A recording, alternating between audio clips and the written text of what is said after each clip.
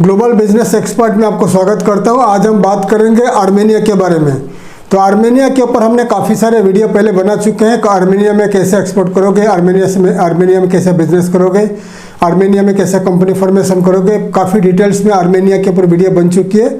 Armenia video देखने के लिए आप इसी वीडियो का डिस्क्रिप्शन में जाकर आर्मेनिया का वीडियो सीरीज आप देख लीजिए। आर्मेनिया जो है एक ईस्टर्न यूरोप में लोकेटेड है, eastern Europe and central Asia का बीच में लोकेटेड है।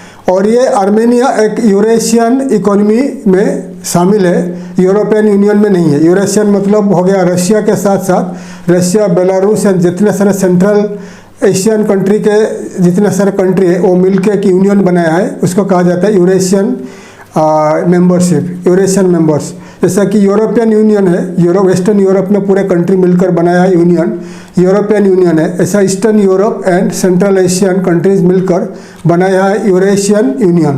तो फिलहाल आर्मेनिया जो है यूरेशियन यूनियन का मेंबर है, यूरोपियन यूनियन का मेंबर नहीं है। लेकिन 2025 से लेकर 2027 के अंदर आर्मेनिया यूरोपियन यूनियन का मेंबर के लिए अप्लाई करने वाला है। इसीलिए आर्मेनिया गवर्नमेंट अभी धीरे धीरे वहाँ का रूल्स रेगुलेशन चेंज कर रहा है। पहले आर्मेनिया में कंपनी फॉर्मेशन काफ़ी इजी था, कोई भी जाकर कंपनी बना लेता था। और अभी आर्मेनिया गवर्नमेंट ने काफ़ी सारे स्ट्रिक्ट किया है, क्योंकि बहुत सारे इंडिया से लोग जाकर कंपनी बनाते थे और कंपनी बनाने के बाद वहाँ से वीज़ा TRC लेने के बाद यूरोप चला जाते थे, कंपनी को बंद कर देते थे, यूरोप चला जाते थे। ऐसे बहुत सारे वहाँ लाइसेंस ऐसे पड़ा है और बहुत सारे लोग इंडिया आ जाते थे, कंपनी रन नहीं करते थे। लेकिन अभी यूरोपियन यूनियन का उनका जो रूल्स रेगुलेशन के तहत आर्मेनिया गवर्नमेंट ने काफ़ी सारी स्ट्रिक्ट लॉज अभी ला रहा है नवंबर दिसंबर में। ये लॉ के हिसाब से आपका कंपनी का जो बनाओगे, कंपनी रजिस्ट्रेशन जो बनाओगे, तो आपका जो लाइसेंस रहेगा, जो भी लाइसेंस आप बनाओगे तो अलग अलग लाइसेंस का अलग अलग फीस रहेगा। और उसके लिए जो बाई लॉ बनता है, मेमोरेंडम ऑफ आर्टिकल बनेगा। मेमोरेंडम ऑफ आर्टिकल में एक आपका जो कैटेगरी ऑफ लाइसेंस में डिटेल्स में रहेगा, आप क्या करना चाहते हैं इन आर्मेनिया। और लाइसेंस रजिस्ट्रेशन होने के बाद आपको एक लॉयर, वहाँ का जो लोकल लॉयर या आर्मेनिया का कोई जो सिटीजन है, वो आपका वारंटी टाइप का रहेगा। क्योंकि बहुत सारे आर्मेनिया जाकर कंपनी बनाते हैं, वहाँ पर कंपनी रन नहीं करते, भाग जाते हैं, उसके बाद वो पड़ा रहता है, टैक्स वगैरह नहीं भरते हैं। इसलिए जो लॉ फर्म ये कंपनी बना के देते हैं तो उनके ऊपर आ जाता है, उनके ऊपर प्रॉब्लम आ जाता है। क्योंकि बहुत सारे लोग क्या करते हैं, कंपनी बना लिया, कंपनी को क्लोज नहीं करते हैं, इधर यूरोप चले जाते हैं या इंडिया आ जाते हैं, कंपनी ऐसा पड़ा रहता है।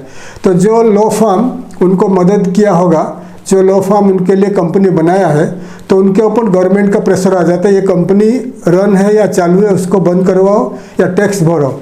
तो इसीलिए अभी जितने सारे लॉयर एसोसिएशन ऑफ आर्मेनिया, उन्होंने डिसाइड किया, गवर्नमेंट को भी अपील किया, ऐसे हज़ारों के तादाद में लाइसेंस पड़ा है, इंडियंस जाकर कंपनी बनाया, इधर वो छोड़ के भाग गए, आर्मेनिया से दूसरे कंट्री चले गए, इंडिया आ गए, तो ऐसे पड़ा है। तो इसलिए अभी नवंबर दिसंबर तक गवर्नमेंट ऑफ आर्मेनिया बहुत सारे लाइसेंस को कैंसिल कर रहा है, जो वहाँ पर नहीं है, वो लाइसेंस छोड़ के भाग गए हैं, उनको वो बंद कर रहा है। और आने वाले दिनों में वहाँ का लॉ फर्म कोई भी रजिस्ट्रेशन करेगा, वहाँ का लॉ फर्म के कोई भी लॉयर के थ्रू जाना पड़ेगा। अगर कोई डायरेक्टली जाके किसी के थ्रू रजिस्ट्रेशन करता है तो वो लाइसेंस थोड़े दिन में वो इनवैलिड होगा, वो एक्सपायर हो जाएगा।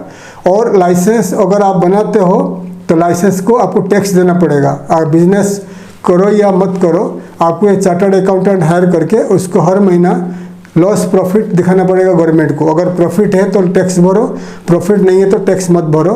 अगर आपका बिजनेस नहीं चल रहा है तो आपको आपका लाइसेंस को, आपका कंपनी को थोड़ा दिन के लिए क्लोज करके आप रख सकते हो। तो ऐसे बहुत सारे लोग नहीं करते, इसलिए वहाँ का गवर्नमेंट को लॉस होता है। तो नवंबर या दिसंबर में ये लॉ चेंज हो रहा है। तो आने वाले दिनों में जितने सारे जो आर्मेनिया का company formation strictly European union जैसा होता है ऐसे ही फॉलो करेगा। आपको आर्मेनिया जाना पड़ेगा। आर्मेनिया में पहला आपका रेसिडेंसी एक घर रेंट पे लेना पड़ेगा, एक ऑफिस रेंट पे लेना पड़ेगा, और दोनों का एग्रीमेंट चाहिए, आपका नाम पे एग्रीमेंट चाहिए, और आपका लॉयर कौन है वो लॉयर भी आगे आएगा। तो आपका मेमोरेंडम ऑफ आर्टिकल बनेगा, फिर आपका कंपनी रजिस्ट्रेशन होगा। कंपनी में आप कहाँ रहते हो, आपका अपार्टमेंट का एड्रेस रहेगा, आपका ऑफिस कहाँ है, ऑफिस का एड्रेस रहेगा, आपका लॉयर कौन है वो लॉयर भी रहेगा। फिर आपका कंपनी बनाओगे और आपको फर्स्ट मंथ से टैक्स पेमेंट करना पड़ेगा, ठीक है। और 3 महीना आप बिजनेस रन करने के बाद, 3 महीने के बाद रन करने के बाद आपका वेरिफिकेशन होगा। वेरिफिकेशन होने के बाद आपको वीज़ा, रेसिडेंसी वीज़ा मिलेगा अगर आपने बिजनेस रन करते हो और आपने गवर्नमेंट को टैक्स देते हो, ठीक है। तो आपको 3 महीने के बाद रेसिडेंसी और टीआरपी मिलेगा, क्योंकि वहाँ पर रेसिडेंसी एप्लीकेशन से पहले इमिग्रेशन ऑफिसर आके आपको चेक करेगा कि आपका बिजनेस क्या है और रन कर रहे हैं कि नहीं, चेक करेगा। तो ये जो प्रोसीजर है सेम लाइक यूरोपियन यूनियन में होता है, ठीक है। क्योंकि रशिया का अंडर में मोस्टली रशिया के ऊपर डिपेंड करता है आर्मेनिया, और आर्मेनिया को रशिया ने ग्रीन सिग्नल दे दिया कि तुम नाटो में ज्वाइन मत करो, लेकिन यूरोपियन यूनियन में जा सकते हो। रशिया ने उनको ग्रीन सिग्नल दे दिया आर्मेनिया को। तो हो सकता है आर्मेनिया 2025 से लेकर 2027 के अंदर यूरोपियन यूनियन का मेंबरशिप के लिए अप्लाई करेगा। और आने वाले दिनों में वंस आर्मेनिया 2025 के बाद मेंबरशिप के लिए अप्लाई कर देगा, फिर ये जो लाइसेंस का जो कॉस्ट है तो बढ़ जाएगा, $4,000-5,000 हो जाएगा, या 4-5 हज़ार यूरो बन जाएगा।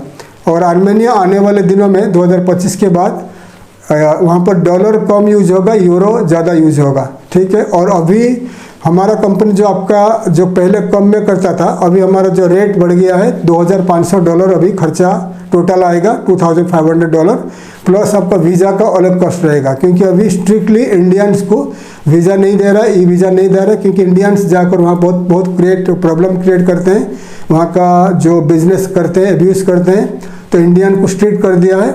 ओनली वहाँ पर जो लॉयर है या कोई आर्मेनियन सिटीजन है जिसका बिजनेस है वो लोग ही आपको इनविटेशन देगा, और वहाँ का जो लॉयर है या वहाँ का बिजनेस है जिसका, वहीं पर आपका वो अप्लाई करेगा, ई वीज़ा अप्लाई करेगा।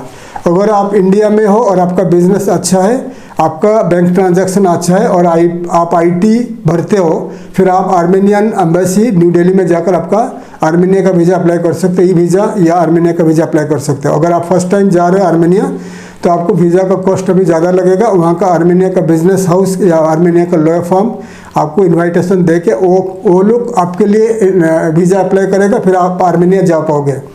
तो 2025 में ये चेंज हुआ है, और ये आने वाले दिनों में बहुत स्ट्रिक्ट कर देगा आर्मेनिया, क्योंकि इंडियंस लोग जाकर वहाँ पर काफ़ी सारे जो बिजनेस कर रहे हैं टैक्स नहीं भर रहे हैं, बहुत सारे प्रॉब्लम क्रिएट कर रहे हैं। तो आर्मेनिया गवर्नमेंट चाहता है जो जेन्युइन बिजनेसमैन है आर्मेनिया में आए, और जो छोटा मोटा बिजनेसमैन जाना चाहते हैं उनको मत आए, क्योंकि वहाँ पर बहुत सारे बिजनेस खोल के वो वहाँ से भाग जाते हैं, यूरोप भाग जाते हैं। और 2027 से लेकर 2030 के अंदर आर्मेनिया का कंफर्मेशन आएगा, और 2030 के बाद आर्मेनिया को फुल मेंबरशिप मिल जाएगा यूरोपियन यूनियन का, और आर्मेनिया एक यूरोपियन मेंबर बन जाएगा।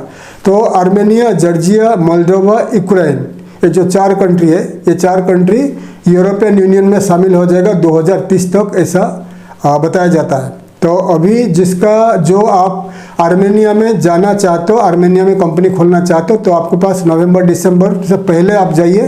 नवंबर-दिसंबर के बाद जनवरी में लॉ चेंज हो रहा है, तो लॉ अगर मेंबरशिप अप्लाई करते हैं आर्मेनिया, फिर आपका जो कॉस्ट 4-5 हज़ार यूरो आ जाएगी। अभी फिलहाल रेट कम है बिजनेस करने के लिए आर्मेनिया। थैंक यू, धन्यवाद, जय हिंद, जय भारत।